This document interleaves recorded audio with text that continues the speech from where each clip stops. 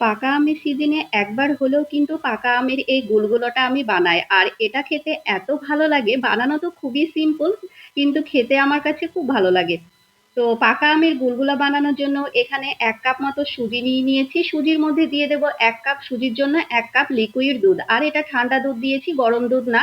এবার দুধ আর সুজিটাকে খুব সুন্দর মতো মিশিয়ে নিয়ে এটাকে আমি এক সাইডে রেখে দেব। মানে বাদবাকি উপকরণগুলো রেডি করতে আমার যতটা টাইম লাগবে আমি ততটাই রেখেছিলাম। ১০ থেকে ১৫ মিনিট মতো রেস্টে রেখে দিলেই হয়ে যাবে।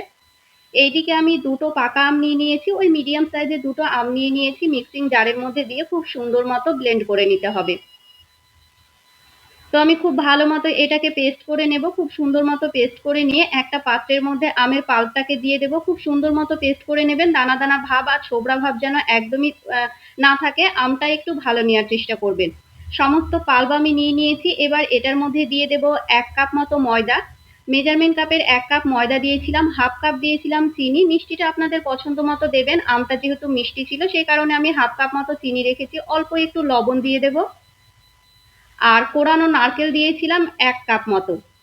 একদম যতটা পারবেন নারকেলটা একটু বেশি দেওয়ার চেষ্টা করবেন, কোরানো নারকেল, তাহলে কিন্তু খেতে বেশি ভালো লাগবে। এবার সুজির মিশ্রণটা আমি এটার মধ্যে দিয়ে দিলাম। এবার সমস্ত কিছুকে হাত দিয়ে খুব সুন্দর মতো মিশিয়ে নিতে হবে। এটাতে কিন্তু এক্সট্রা পানি, দুধ কিছুই লাগবে না। যেহেতু আমটা লিকুইড আছে আর দুধের সঙ্গে সুজিটাও মেশানো ছিল, সেই হিসাব মতো কিন্তু খুব সুন্দর মতো মিক্সড হয়ে যাবে। আর যদি আপনাদের কাছে বেশি নরম মনে হয় তাহলে কিন্তু অল্প একটু ময়দা দিয়ে দিতে পারেন। তবে আমার কাছে সমস্ত কিছু কিন্তু একদম পারফেক্ট ছিল।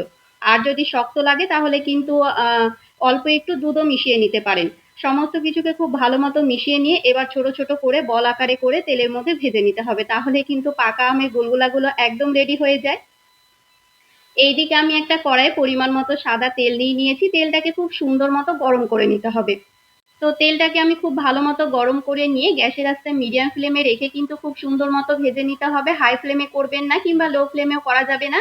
হাই ফ্লেমে করলে কিন্তু ওপর থেকে কাঁচা মানে ওপর থেকে কালার চলে আসবে আর ভেতরটা কাঁচা থেকে যাবে। তো চেষ্টা করবেন গ্যাসের আঁচটা মিডিয়াম ফ্লেমে রেখে একটু সময় নিয়ে উল্টিয়ে পাল্টিয়ে খুব সুন্দর মতো ভেজে নেওয়ার। তো উল্টিয়ে পাল্টিয়ে খুব ভালো মতো লাল লাল করে ভেজে নিতে হবে। যতক্ষণ না সুন্দর একটা কালার আসবে ততক্ষণ কিন্তু আমি ভেজে নিয়েছিলাম। আর দেখুন খুব সুন্দর একটা কালার চলে এসছে, আর আমার কিন্তু গুলগুলাগুলো ভাজাও হয়ে গিয়েছে। আর এইরকম ছোট ছোট করে ভেজে নিলেই কিন্তু দেখতে বেশি ভালো লাগে। তো আমার এগুলো ভাজা হয়ে গিয়েছে, তুলে নিয়েছি। এক এক করে সবগুলোই আমি সেম ভাবে ভেজে নিয়েছিলাম। তো পাকা আমের সিজনে যারা এখনো এই রেসিপিটা খাননি তারা একবার হলেও কিন্তু বানিয়ে খেতে পারেন। খেতে অসম্ভব মজাদার হয়। আর বানানো কতটা সিম্পল সেটা আপনারা দেখলেই বুঝতে পারলেন। এক এক করে সবগুলোই কিন্তু আমি ভেজে নিয়েছিলাম। আর দেখুন সবকটাই আমার ভাজা হয়ে গিয়েছে। দেখতে কতটা লোভনীয় লাগছে না? খেতেও কিন্তু খুব সুন্দর হয়েছিল। আর সুন্দর নরমও থাকে। ওপরটা যেমন নরম একটু ক্রিস্পি ভাব থাকে আর ভেতরটা কতটা জুসি সেটা আপনারা দেখলেই বুঝতে পারবেন।